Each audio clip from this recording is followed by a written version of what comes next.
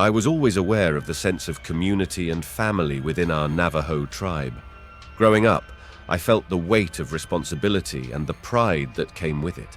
So, when my cousin asked for my help with her newborn baby, I didn't hesitate. I packed my things and headed to her trailer, eager to support her in any way I could.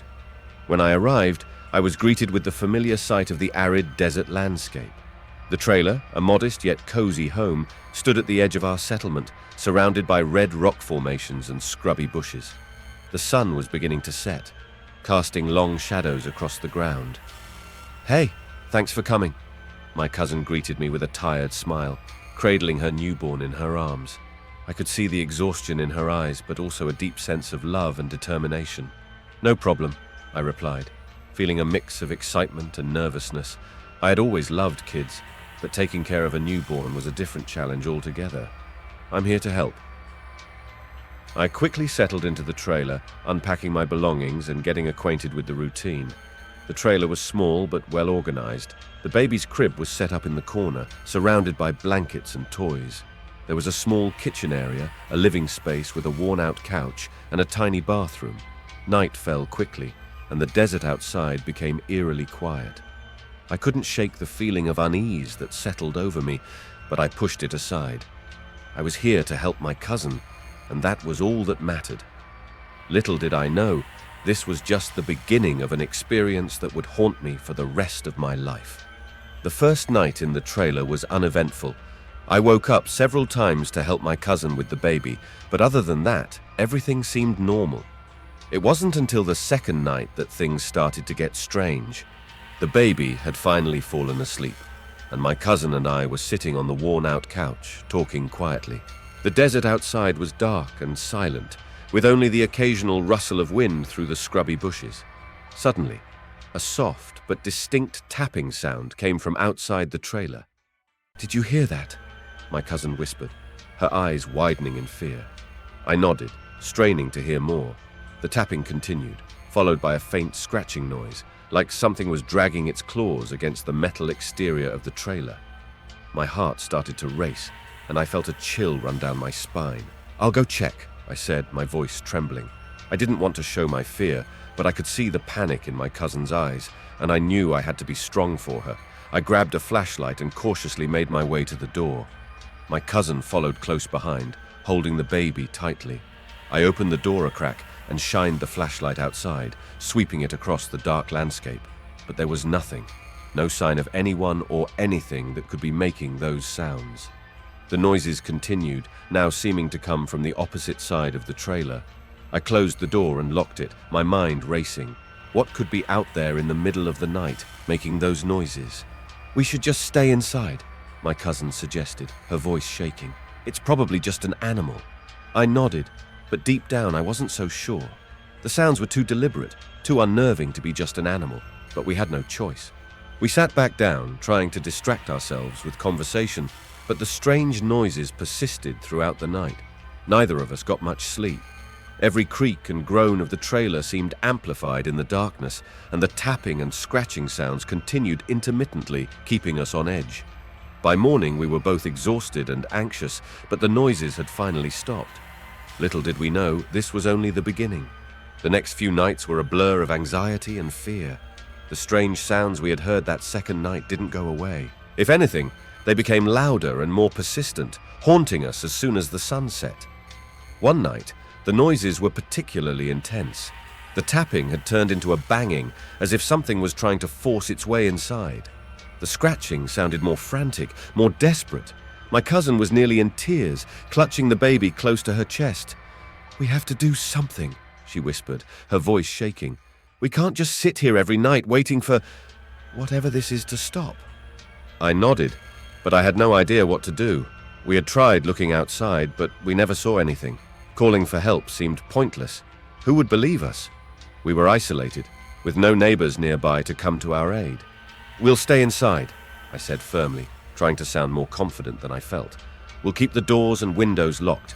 Whatever it is, it hasn't gotten in yet. We'll be safe as long as we stay together." She nodded, though I could see the doubt in her eyes. I felt it too, but we didn't have any other options. We barricaded ourselves in the trailer, making sure every entry point was secure. We kept the lights on, hoping that the illumination might deter whatever was out there. The nights were long and sleepless. Every noise set my nerves on edge. I started to imagine I could see shadows moving outside, hear whispers in the wind.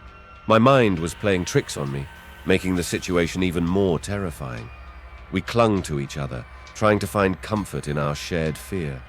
But as the nights went on and the noises grew more intense, it became harder to keep our sanity. The fear was like a living thing growing inside us, feeding off our anxiety. Something was out there, watching us, tormenting us, and we had no idea why. As the days turned into a week, we knew we couldn't go on like this forever. We needed help, answers, something to end this nightmare. But for now, all we could do was survive each night, hoping that one day the noises would stop and we could find peace again. Another night fell, and with it came the now familiar chorus of strange, unnerving sounds. The tapping, scratching, and occasional banging surrounded the trailer as if mocking our fear. I couldn't stand it anymore. I had to do something, anything to put an end to this torment. "I'm going out there," I announced, my voice steady despite the fear gnawing at my insides. My cousin looked at me, her eyes wide with alarm. "No, you can't. It's too dangerous. We don't know what's out there." I took a deep breath, trying to calm my racing heart. "We can't keep living like this. We need to know what we're dealing with.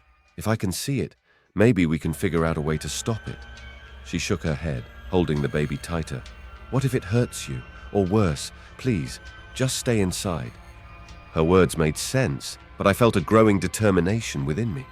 Every night of terror, every sleepless hour, had built up a resolve that I couldn't ignore. I had to confront whatever was out there, if not for myself, then for her and the baby. "I'll be careful," I promised, trying to reassure her. "I'll just take a quick look and come right back. We can't live in fear forever." She stared at me, her eyes filling with tears. "Just be careful. If anything happens, come back immediately." I walked around the trailer, my flashlight sweeping across the ground and the nearby bushes. The sounds seemed to be coming from everywhere and nowhere at once. It was maddening, the way they echoed in the quiet night. Then, out of the corner of my eye, I saw it. A shadowy figure darting behind a rock. My heart leaped into my throat, but I forced myself to stay calm. I approached the rock cautiously, my grip tightening on the stick. "Who's there?" I called out, my voice trembling despite my efforts to sound brave. There was no answer, just the faint, eerie laughter that sent chills down my spine. I edged closer, my flashlight illuminating the rock, but when I rounded the corner, there was nothing there. The laughter continued, now seeming to come from behind me. I took a deep breath, trying to steady my nerves. "Show yourself!" I shouted, anger mixing with my fear.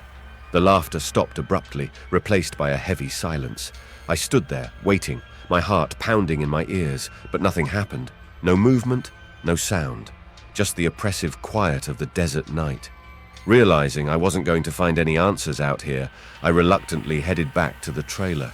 As soon as I stepped inside, my cousin rushed to me, relief flooding her face. "What did you see?" she asked, her voice barely above a whisper. I shook my head, frustration evident in my expression. "Nothing. Just shadows and that horrible laughter. It's like it's playing a game with us." We sat down, the baby still fussing in her arms. I felt defeated, no closer to understanding what was happening, but at least now I knew. Whatever was out there, it was smart, elusive, and intent on keeping us terrified. Armed with the flashlight and a sense of grim resolve, I stepped outside again. My cousin watched me from the doorway, her eyes filled with worry. "Be careful," she whispered. Suddenly the sound stopped. The abrupt silence was almost more unsettling than the noises had been. I paused, my heart pounding, straining to hear any sign of movement. Then, out of the corner of my eye, I saw a shadow flit across the ground. I turned quickly, my flashlight beam catching a figure standing at the edge of the light. My breath caught in my throat. The figure was tall and gaunt, its features obscured by the darkness. Its eyes glowed faintly, reflecting the beam of my flashlight. For a moment, neither of us moved. Then it laughed. The sound was low and guttural, a chilling noise that sent a shiver down my spine. It was the same laughter I had heard the other night, and hearing it up close was far more terrifying. I froze, my mind racing. The figure took a step closer, and I could see more details. Its skin was pale and stretched tight over its bones, giving it an almost skeletal appearance. Long, claw-like fingers extended from its hands, and its mouth was twisted into a grotesque grin. Fear gripped me, rooting me to the spot. I wanted to run, to scream, to do anything to get away from this horrifying presence. But my body refused to move. The figure took another step, its laughter echoing in my ears. Finally, my survival instincts kicked in.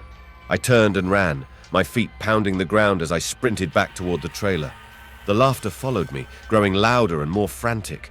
I could feel the figure close behind, its presence like a dark cloud hanging over me. I reached the trailer and threw myself inside, slamming the door shut behind me. My cousin was there, her face pale with fear. "What happened?" she asked, her voice trembling. I struggled to catch my breath, my heart racing. It's out there," I managed to say. "I saw it. It's real." She looked at me, horror dawning on her face. "What are we going to do?" I shook my head, still trying to process what I had seen. "I don't know, but we can't stay here. We need help. We need to find someone who knows what this thing is."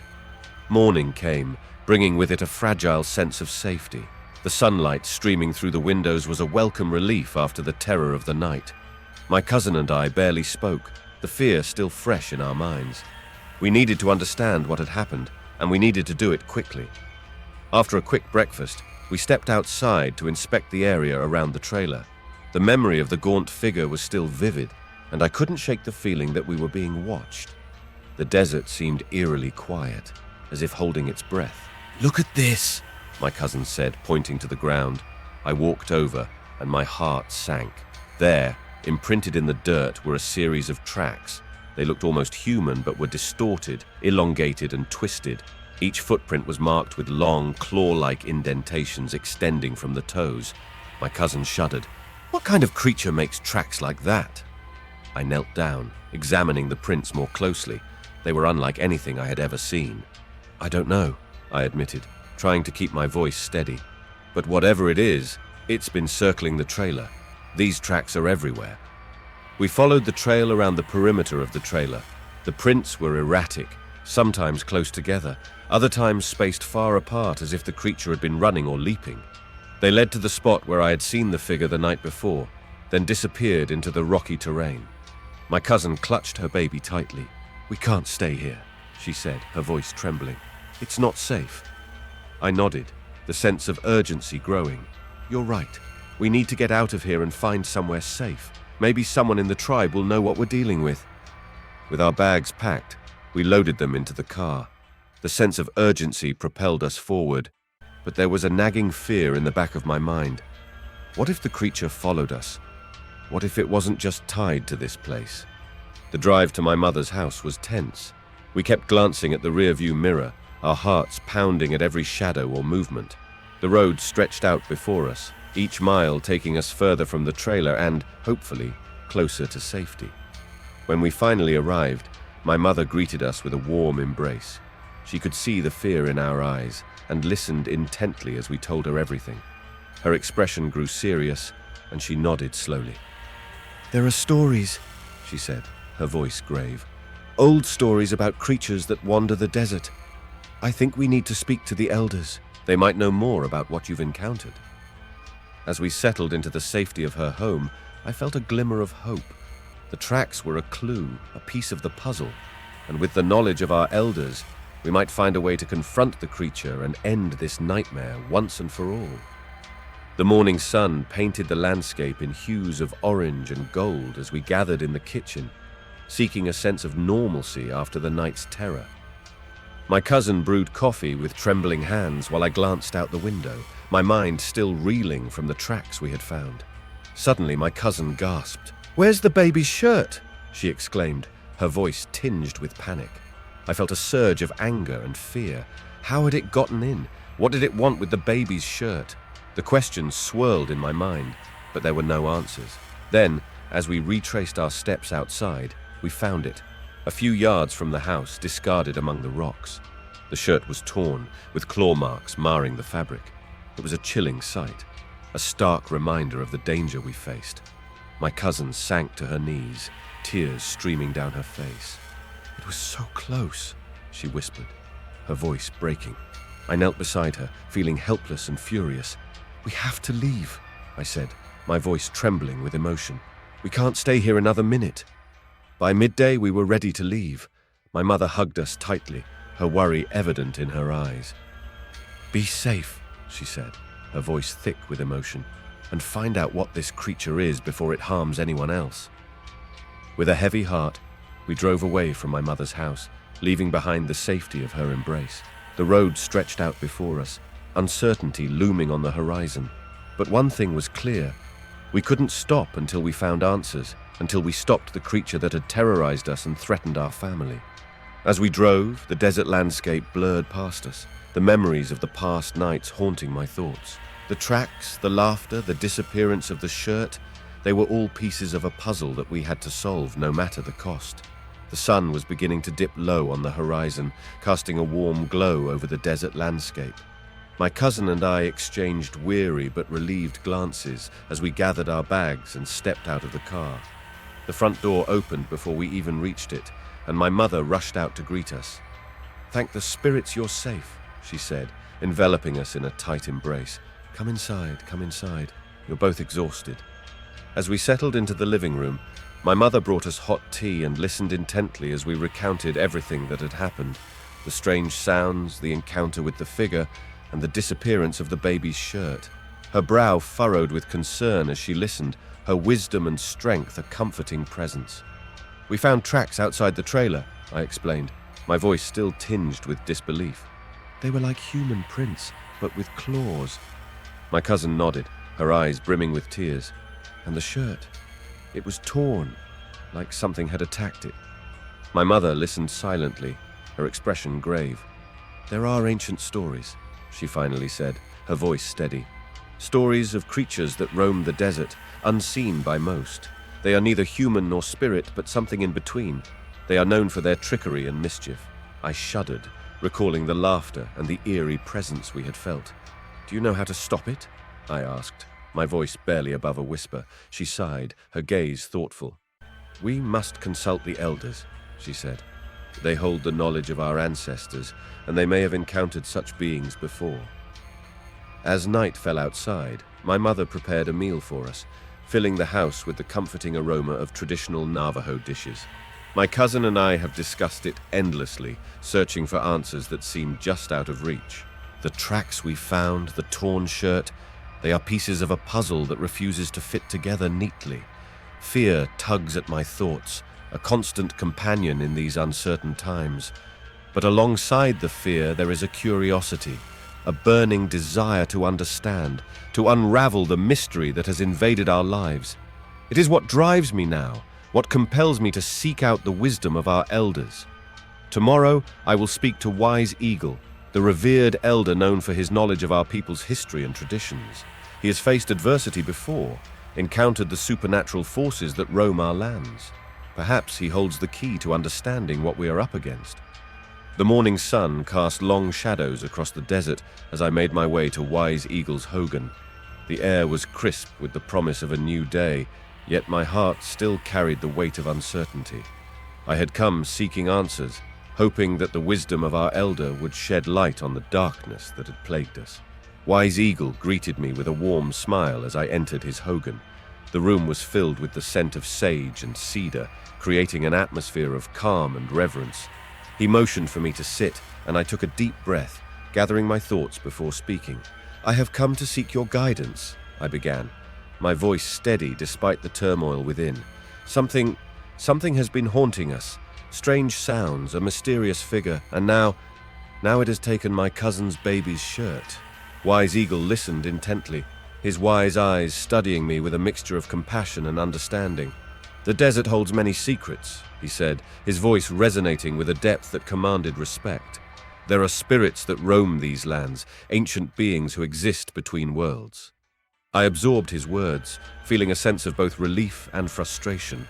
It was comforting to know that I was not alone in my experiences, that there were forces at play beyond my comprehension. Yet the mystery remained unsolved, the creature's motives still unclear. What can we do? I asked, my voice tinged with urgency. How do we protect ourselves? Wise Eagle's expression softened, his gaze thoughtful. Knowledge is your greatest weapon, he said. Learn about the history of our people, the stories passed down through generations. Seek guidance from those who have faced similar challenges. I nodded, a sense of determination settling within me. I will, I promised. I will continue to explore our history, to uncover the truths that may help us. Back at my mother's house, I shared what I had learned with my cousin. Together, we vowed to be more vigilant, to seek out the stories and wisdom of our elders. The journey to unraveling the mysteries of our past and present had only just begun, but we faced it with renewed hope and determination. As the sun set over the desert once more, I reflected on the day's events. The knowledge I had gained had brought me closer to understanding, yet there were still unanswered questions lingering in the air.